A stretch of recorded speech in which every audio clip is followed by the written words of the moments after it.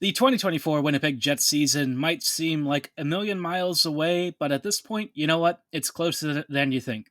The Cup Finals are going to roll through here, the offseason's going to roll through, and then suddenly we're going to find ourselves in September, October, and the Jets are back. I've got 3 hopes and 3 fears for this upcoming season on tonight's episode of Locked On Winnipeg Jets.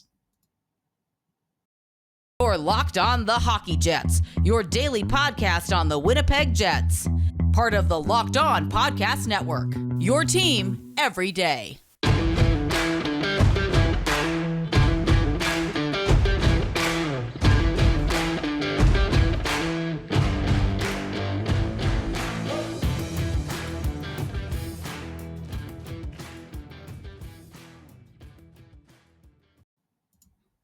Evening, friends, and welcome to tonight's episode of Locked On Winnipeg Jets, part of the Locked On Podcast Network, your team every day. I'm your host, Harrison Lee, an avid Winnipeg Jets fan and an online blogger. You can follow me on Twitter at HLLivingLoco and at LO_Winnipeg Jets. As always, thanks for making Locked On Jets your first listen of the day every day. If you like what you're hearing, be sure to like, follow, and subscribe on all of your favorite podcasting platforms and YouTube. Doing so is completely free of charge and ensures you never miss another episode, but most of all, we just really love and appreciate your support. Now, like I said, tonight's episode, I've got a couple of things I want to cover real quick. It's going to be a fun one, right? I think next season we're already kind of talking about because, the Jets offseason is one filled with uncertainty, which was sort of the case last offseason, but I think this year is different, right? It's different because we're not just talking about a coaching vacancy. We're talking about a team that has most of the core on one season left of contract time. So this is like the first time that this team has really been in this position, especially when the players who are expiring are, by and large, some of the most important on the team. Say whatever you want about Mark Scheifele's effort. It's very obvious that he is one of this team's key offensive catalysts. And who can even begin to describe the impact that Connor Hellebuyck has had on this franchise, right? The dude is a legend for this team. He's been one of the best goalies of the last 5 or 6 years. And quite honestly, if his career continues the way it is, he is a Hall of Famer. So there's a lot there that I think, for us makes us a little bit nervous. And we'll talk about some of my fears for next season further down this episode. But let's start off with 3 hopes that I have. The first hope that I have is that the Jets start to really think about how to integrate their prospect pipeline into NHL roles, right? I think that's something that I've talked about on previous episodes. It's been a recurring theme over the last few years when I've talked about prospects that I thought maybe deserved more of a shot than they got. Not all of them were going to turn out, like Jonathan Kovacevic has with the Montreal Canadiens. And even then, I don't know if Covey really would have developed with the Jets. I can't really see a role for him where he'd be doing what he's doing for the Canadiens with this Jets team. I think he would have been a solid third pairing guy, but asking more for that, I wouldn't really put a lot of stock in that. So I'm more interested in figuring out how to graduate mid-tier prospects into NHL roles because the Jets have a habit right now of signing players who can certainly do a good job at the NHL level, right? Like Kevin Stenlund, I think was a great signing. Sam Gagner, I was very happy with. I thought that was the kind of signing that I tend to favor when it comes to like really good quality veterans. But then you have free agent signings like Saku Menelainen, who, again, like I've said before, Menelainen's like Gretzky on the PK, but unfortunately, at all other situations, it's like Ryan Reeves. So you're not really getting a lot of value. And I think that's where, it's really important for the Jets to have some level of internal development. I think the Jets have certainly graduated a number of quality prospects, and it looks like they're on the verge of graduating a couple more really big players. I think in the next couple of seasons, we've got guys like Chaz Lucius and Brad Lambert. But for me, filling in those depth roles would be really nice because I think the Jets are going to be cash strapped.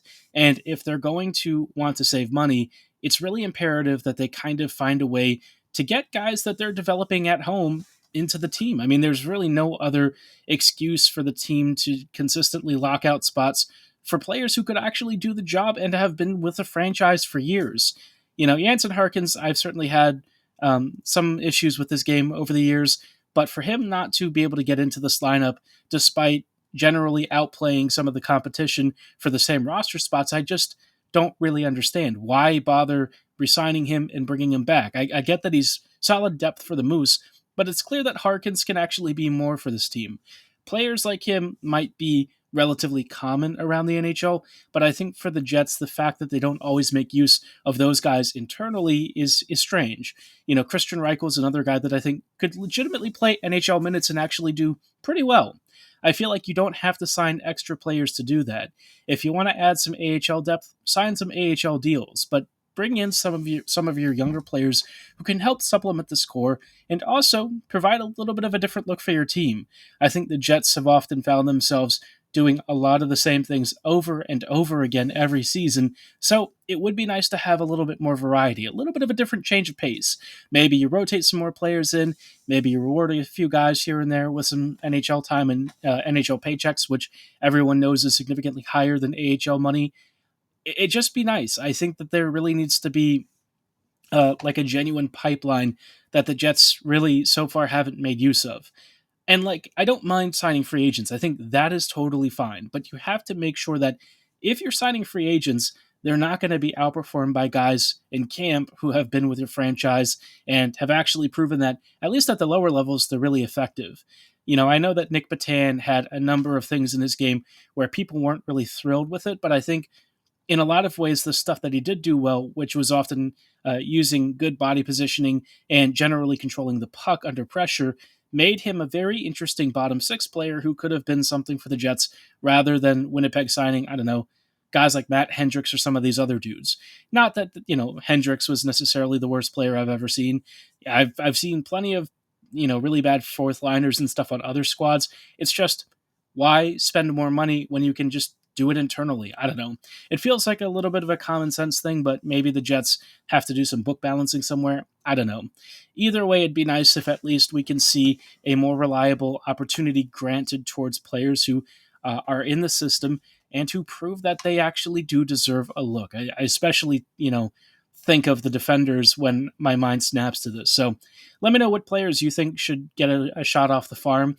Maybe you think that they'll win some ice time out of camp. Give me your predictions from who makes the jump away from the Moose next season into Winnipeg's full-time lineup, and let me know what players you really hope do, because obviously not everyone is going to get that magical shot like we're all hoping for. I think for me, Reichel, Heinola, and Harkins are probably the most easy, come-to-mind players from the Moose. Maybe Malott could get a look, maybe Limoges, although I think Limoges is probably more of an AHL scorer than anything, but you never know, maybe something fun happens and somebody really wows us. Now, I've got a few more hopes and fears that I want to cover for next season, but before we go any further, I do want to shout out our friends and partners at Birddogs. Those of you who have ever heard of Birddogs know that they are one of the more unique pants out there because they have an underwear liner, right? How many pants are like a 2-in-1? You can't really think of many, I bet. And Birddogs is here to give you fit, comfort, and versatility. They come in many great styles so that you can always have a pair of comfortable pants for whatever the situation demands, whether it's just daily walking outside, or maybe you want to go shopping and look pretty fashionable, or you need a nice casual work pants that still looks professional enough to not get you fired. Birddogs offers all sorts of options, and again, they're super comfortable. The fabric stretches around and has a nice, comfortable fit. Plenty of really in-the-know people are turning to Birddogs all the time, and I really feel like this is a great chance for you to experience what it's like to not even have to worry about adding another pair of underwear. Why waste time and money on all of this other stuff and closet space when you can have everything in one comfortable, convenient package? Go to birddogs.com/lockedonnhl, and when you enter promo code LockedOnNHL, they'll throw in a free custom Birddogs Yeti-style tumbler with every order. Head on over to birddogs.com/lockedonnhl to get started right now. Hello, friends, and welcome back to this episode of Locked On Winnipeg Jets, part of the Locked On Podcast Network, your team every day. Everydayers, thank you for returning and joining us again for a conversation about hopes and fears for the upcoming 2024 season. I know it's still a ways away, but I promise you it's going to hit us a lot faster than you think. October is going to be here before you know it. The holidays are going to start rolling around, and the Jets are going to be rolling in the deep. Now, I mentioned that I hope the Jets have a better pipeline for prospects and internally developed players. I also hope that the Jets actually sign some impact free agents. I know that that's a very silly thing to say, but Winnipeg's ambition when it comes to free agent signings has traditionally been on the lower side. And I think it's going to be a conservative move again this season, just because the Jets are going to be a little bit tighter on cash for operating funds. And it sounds like Winnipeg is more bracing for cuts than it is additions. Now, they're going to have to fill roster spots with somebody, right? They can't go into next season missing Hellebuck, Scheifele, Dubois, etc., without some sort of a replacement, whether it's through trade or through free agency. Now, free agency, unfortunately, is going to be pretty dire. There's not going to be many good players that I think really break the mold. Dmitry Orlov, on the blue line, he'd be one of the big free agent fish that I think a lot of teams should honestly be interested in signing, though he is kind of getting older and might be on the wrong side of his 30s in just a couple seasons. As far as the Jets are concerned, though, I think it'd be nice to get a couple of quality veterans who can actually score. I think this team has generally relied on forechecking and physicality as some of the major traits for the bottom six. But I think with the Jets going forward, it really behooved them to find players who can not only keep up, but can also bring a dose of savviness and skill and deception. The Jets are very predictable, they're not very fast, and teams that have speed and like to trap can do really well to shut down Winnipeg's offense. If the Jets actually add some good tool sets and variety to their roster, I think we're going to see a stronger team next season that gives Bones a lot more tactical flexibility. And I'm not sitting here saying that Bones is always going to get the best out of this squad. I don't think he will. I think he'll have games where he just gets it wrong. He's had games this season where he even admitted he did not have the right setup. So, it is a thing that'll happen. Everyone gets wrong answers once in a while, but I think the biggest question is how do you respond? And I guess my third hope for this upcoming season is that when the Jets make mistakes, when they get things wrong, they actually learn the right lessons for it.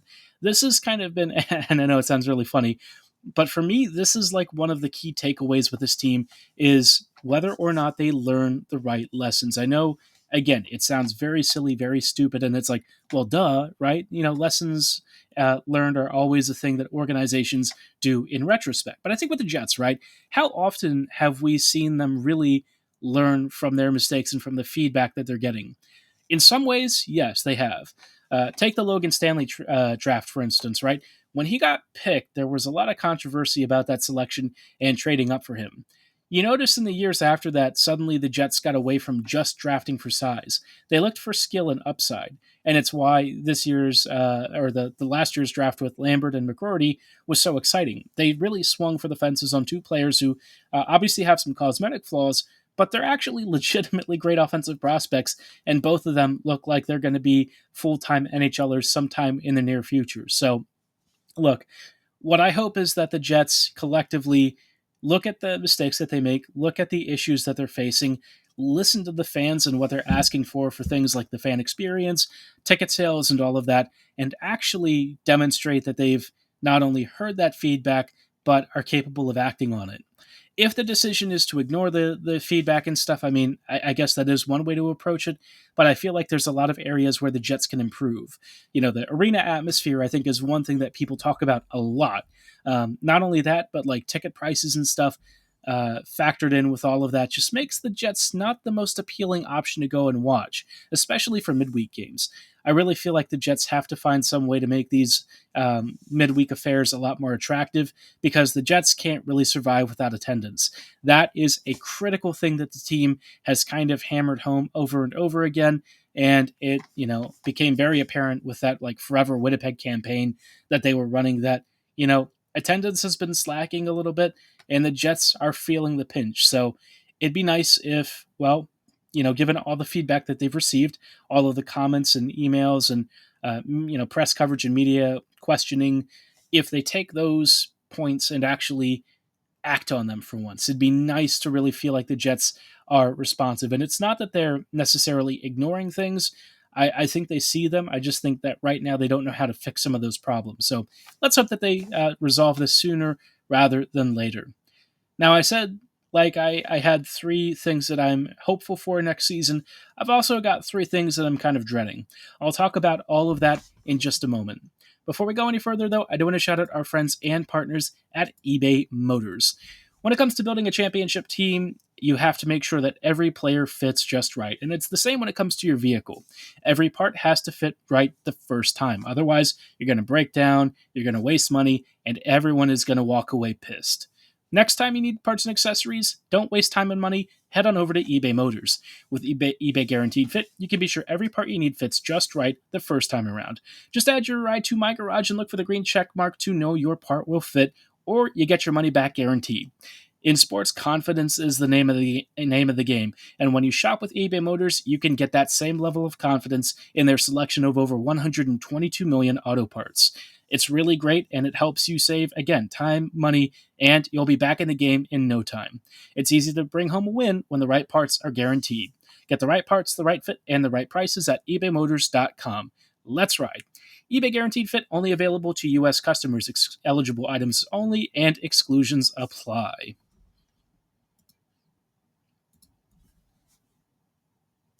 Hello, friends, and welcome back to this episode of Locked On Winnipeg Jets, part of the Locked On Podcast Network, your team every day. We're just closing out tonight's episode real quick with some thoughts on 3 fears and 3 hopes for the Jets season. Now, I started off nicely. I gave us 3 hopes. Now I want to talk about my 3 fears. And my 3 fears start off with the first one, that the Jets run it back as is, even knowing that they have all of these contracts expiring. It's not the worst thing necessarily, so long as they make deals and move the expiring players. But the reason that I think I would really be unhappy with maintaining the status quo is, for one thing, the status quo didn't work this year. The Jets had a really good first half of the season, and then it all went to crap really quickly in the second half. They barely made the playoffs. Everything went pear-shaped in the postseason, and Winnipeg was out in like 5 or 6 games. So for the Jets, I think it's really imperative that they don't just run it back, but I do kind of worry that this is the direction that they're going for, because they're getting good, feedback from the players. Everyone thinks things are okay, even though we've had a very public feud between the coach and the players. How can you possibly run it back with not only the coach and players maybe not getting along and agreeing on everything, but also, guys expiring? I just can't see how you let all of that sit for another season. Honestly, it can't really sit at all, but the Jets have been known to procrastinate on things. We'll see if this is one of them. The second thing I'd be worried about is if the Jets start to see a continued decline in attendance. Does that make them rethink their idea of rebuilding and retooling? Do they try to keep competitive so that they get playoff revenue every season? I know that is always a very fine balance when it comes to Winnipeg. Obviously, the Jets don't have as many resources and certainly are not the most desirable destination for a lot of free agents. But by the same token, you've got to work within those constraints and at least make yourself look presentable. And I think the Jets have struggled to do that over the past couple of years. In between the lackluster on-ice results, the mediocre coaching impacts, and a genuine, I would say, frustration from the fan base, which is not something that we've often seen. A lot of Jets fans were very much of the happy to be here vibe for many years, and now suddenly they're all kind of pausing and saying, all right, let's take a step back and look at what we're saying is a measure of success for this team. It can't just be the usual. And that kind of brings me to my third fear, is that the Jets are going to think success is just making the postseason. And yes, for many teams, that actually would be a pretty realistic accomplishment, right? Because you get prize money, I assume, from attendance and stuff. I don't know if there's performance bonuses from the league if you make the postseason. In of course, international football, that tends to be the case where if you advance, you make money. I think with the NHL, it's probably more ad revenue based and stuff like that. But anytime you can get more butts in the seats, I'm sure the Jets would love that. And for Winnipeg, I just think they really need to shoot for some sort of ambition, right? You have to show the fans that you actually give a crap and you're aware that you're not where you need to be, because fans are not going to keep paying money for a subpar product. We've already seen attendance plummet. We know that fans are telling the team that they're kind of pissed off. And you can't really blame them. I mean, the Jets haven't delivered on their promise to the fans in many years. So it'd be nice if maybe they kind of stop that and get back to being on better terms and rebuilding that broken trust with the fan base over the next couple of years. But Let me know what you're kind of happy about, what you're worried about, and what you think will happen in next season. Drop your thoughts below in the comment section or at my social medias at HLivingLoco and at LO_Winnipeg Jets. But for tonight's episode, that is going to be all the time that we have. I thank you so much for making us your first listen of the day every day. We will see you back here tomorrow with some recaps on some of the playoff hockey action occurring right now, plus a quick Brad Lambert update, all on tomorrow's episode. But like I said, for tonight, that's all the time we've got. Thanks so much for listening. Have a great night, and go Jets go.